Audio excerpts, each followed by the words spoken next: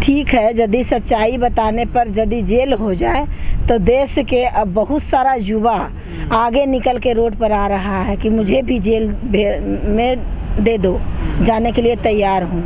और महिलाएं भी आ रही है, मैं देख रही थी यूट्यूब पे, अब महिलाएं भी निकल गई है कि मुझे भी जेल में दे दो, सच्चाई के लिए मैं भी आवाज़ उठ। तो मैं नीतीश कुमार जी से कहना चाहती हूँ कि 35 साल पुराना जब केस में वो दोषी थे पप्पू यादव जी, तो उनको पहले क्यों नहीं आप भेजे?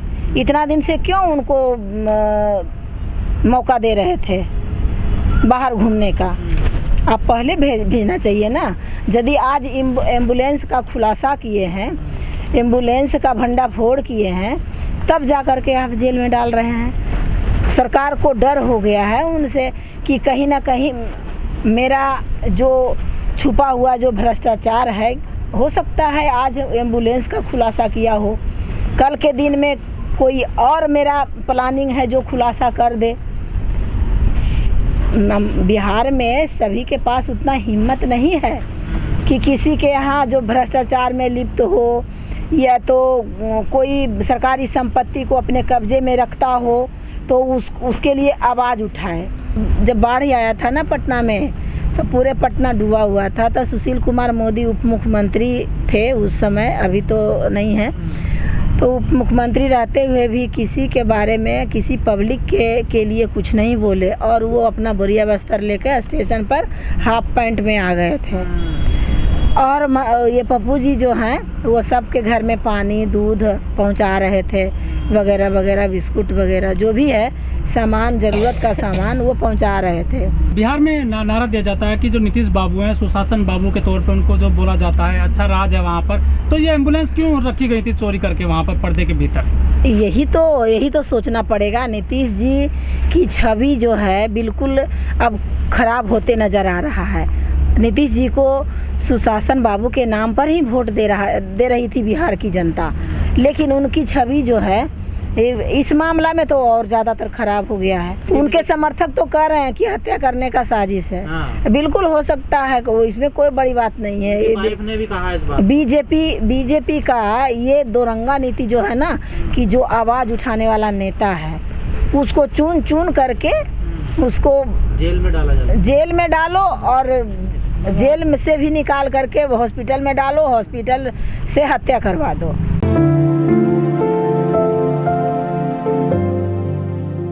मैम, जो पूर्व सांसद हैं बिहार के पप्पू यादव, उन्होंने राजीव प्रताप रूडी के कार्यालय में सरकारी एम्बुलेंस से पर्दाफाश किया, तो उनको जेल में डाल दिया गया है नीतीश सरकार द्वारा। इस पर आपका क्या कहना है? बहुत गलत हुआ है उनके साथ, और अभी मैं पूरे, यदि ऐसा बर्ताव रहा हमारे बिहार सरकार को, तो सच के लिए कोई भी आवाज़ उठाने के लिए 10 बार सोचेंगे कि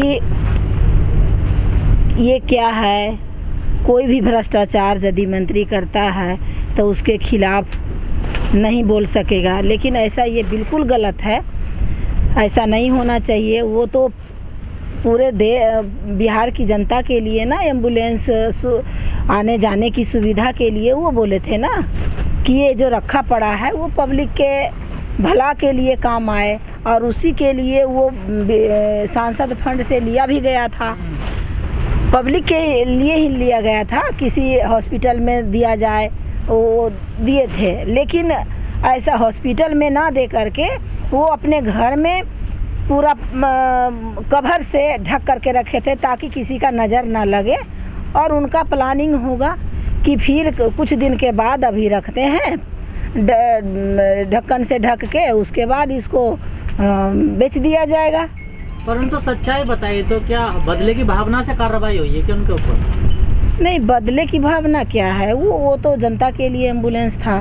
सरकार ने बदले की भावना से की है कि कार्रवाई? सरकार बदले की भावना, इस विषय पे तो बदले की भावना नहीं होना चाहिए, और किए हैं तो यदि किए हैं तो गलत किया है। हिम्मत भी होनी चाहिए ना, तो उनके पास हिम्मत था, वो आवाज़ उठाए पब्लिक के भला के लिए, तो उनको जेल की सलाखों में डाल दिया सरकार, तो ये अच्छी बात नहीं है। लग तो रहा है कि बीजेपी के दबाव में ये मुख्यमंत्री पूरी फुल पावर होती है एक स्टेट का, इन्होंने क्यों नहीं बोले कि ये गलत है? यदि डालना ही था तो पहले डाल देते। पर जीतन राम मांझी ने विरोध किया है गिरफ्तारी का।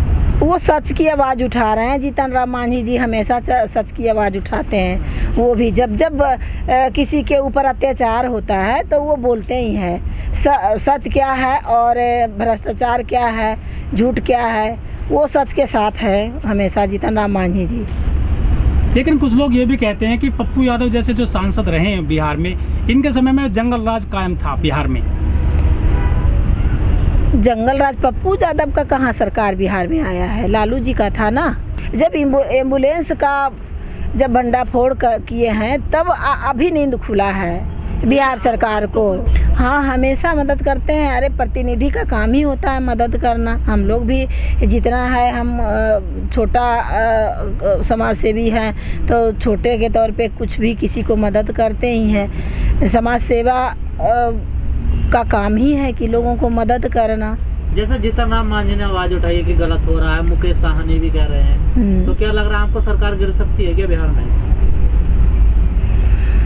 देखिए, अगर दोनों अलग हो जाएं तो गिर तो जाएगी सरकार। ये तो मैं नहीं कह सकती हूँ। विधायक का पावर है। सारे विधायक यदि एक विधायक भी विरोध कर रहे हैं, हाँ गिर भी सकती है, नहीं भी गिर सकती है। दोनों जीतन राम मांझी या मुकेश साहनी साथ छोड़ दो तो गिर ही जाएगी। हाँ, गिर ही जाएगी, बिल्कुल गिर ही जाएगी।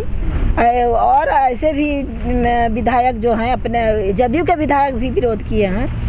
तो क्या सच दिखाना या सच बताना अपराध हो गया क्या देश में? अपराध तो नहीं है, लेकिन बिहार सरकार इसको अपराध वे में ले रही है। अपराध वे में तो नहीं लेना चाहिए। संबित पात्रा कह रहे हैं यार बीजेपी के लोग कि ड्राइवर नहीं थे इसलिए खड़ी थी वो गाड़ी। तो ड्राइवर के लिए वैकेंसी क्यों नहीं निकाले? उनकी सरकार है, वो अभी एक वैकेंसी निकालेंगे ना ड्राइवर का तो 5 लाख वो आवेदन आएगा। 5 लाख। इतनी बेरोजगारी है तो उनको ड्राइवर नहीं मिल रहा था। शर्म की बात है, ड्राइवर नहीं मिल रहा था। तो पप्पू जी तो सेकंड में ड्राइवर भी व्यवस्था कर दिए थे, तब तो चलवाना चाहिए। तो शर्म से तो मारे, फिर शर्म से तो मतलब क्या कहें हम। बीजेपी बजाव कर रही है, शर्म नहीं आ रही उसको। शर्म के मारे पप्पू जी को अंदर कर दिए हैं कि ये मुद्दा बन जाएगा कि पप्पू दोषी है, पप्पू दोषी हैं। अब तो ज़्यादा बड़ा मुद्दा बन गया। तो ज़्यादा बड़ा मुद्दा बन गया, बिल्कुल। अब अंदर ले जाने का मतलब क्या है? सज़ा तो पहले भी देते या बाद में भी देते, अभी तुरंत क्यों?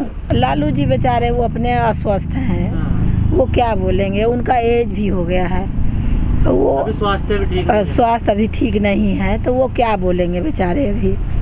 पर आरजेडी के लोग तो आवाज़ उठा रहे हैं। हाँ, आवाज़ उठा रहे हैं।